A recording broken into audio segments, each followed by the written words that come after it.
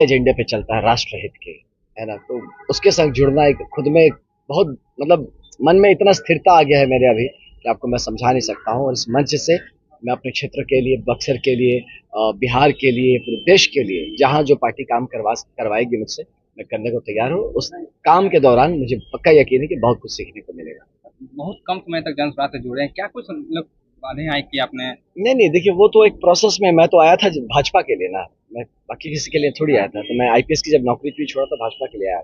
एक विचार मंच के तौर पे देखा कि जहाँ पे एक अच्छा विचार पेश किया जा रहा है बिहार के लिए, तो उस वक़्त क्योंकि मैं भी लोकसभा चुनाव लड़ा था, उसके बाद मैं भी मतलब ऐसे ही ज़मीन पे काम कर रहा था, तो एक अच्छा विचार मंच था जहाँ से एक बेहतरीन बिहार की बात हो रही थी। तो उस संदर्भ में जुड़ा, लेकिन राजनीतिक तौर पे मैं अपने आप को वहाँ पे एडजस्ट देखता होता हुआ नहीं देख रहा हूँ। तो आपने मैं अपने मजबूत घर पे किया है, हूँ। जनसभा को आपने मजबूत कर दिया नहीं, था। मैं कौन होता मजबूत करने वाला, लेकिन हाँ, जो भी जितना काम मिला था उसको ईमानदारी से करने का प्रयास किया था।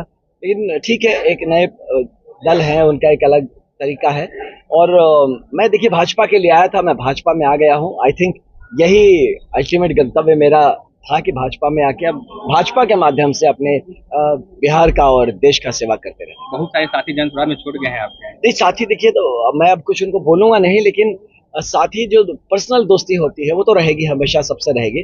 क्योंकि मैं उनसे भी यही कहूंगा, उस पार्टी से भी या किसी और पार्टी से, कि अगर आप सही में कुछ करना चाहते हैं बिहार के लिए, तो हर उस आदमी के साथ गठबंधन करिए जो कि सच में बिहार के लिए कुछ कर सकता है। हम अकेले ही करेंगे, हम अकेले ही सब हैं, सब सब दुनिया खराब, हम ही बस हैं, तो उसमें थोड़ा सा मन विचलित महसूस होता है कि इट्स नॉट नेचुरल ना, कि ऐसा थोड़े होता है। भाजपा भी देखिए इतनी बड़ी पार्टी हो के यहाँ सबको साथ लेके चल रही है कि नहीं? कभी भाजपा भी तो बोल सकता है हम 243 सीट पर अड़े हैं, हम है, पूरे विश्व की सबसे बड़ी पार्टी है।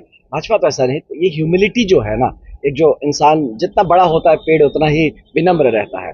तो मुझे लगता है कि इस भाव से सबको साथ आना चाहिए, जो भी बिहार का हित चाहता है, और साथ मिलकर काम करना चाहिए। तो भाजपा में मैं तो देखिए स्पोक्स पर्सन नहीं हूँ, मुझे पूरा यकीन है कि ये पार्टी इतनी विशाल है, इतनी समावेशी पार्टी है कि हर कोई जो भाजपा में आना चाह रहा है, जो भाजपा के माध्यम से बिहार और भारत का सेवा करना चाहता है, इस पार्टी में सबके लिए जगह है। प्रधान जी भाजपा को हराने का समीकरण बना रहे हैं, जो लोग समीकरण में आएंगे सुना मैंने। उनको ही टिकट देंगे। देखिए, मुझे लगता है समीकरण नहीं, समावेश से राजनीति होनी चाहिए।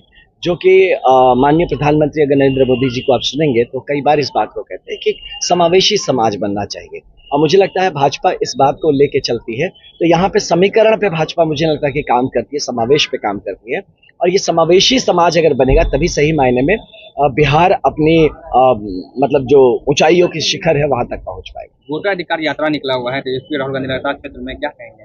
देखिए, कुछ ना किसी बहाना वो लोग को भी चाहिए ना घूमने के लिए, तो इसलिए ये मुझे लग रहा है। क्योंकि जो मुद्दा है, बस मैं तो एकदम सादा सीधा प्रश्न करता हूँ कि एसआईआर गलत है क्या? अगर हमारा जो इलेक्ट्रल रोल में कहीं दोष है, अगर कभी पकड़ में, देखिए पुलिस में भी क्या होता है, जब पकड़ में चोरी रिपोर्ट होगा तब ना हम चोरी करेंगे।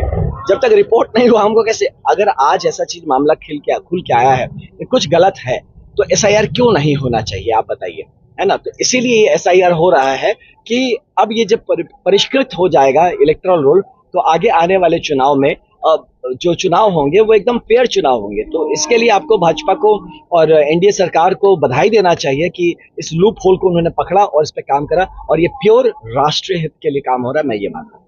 धन्यवाद।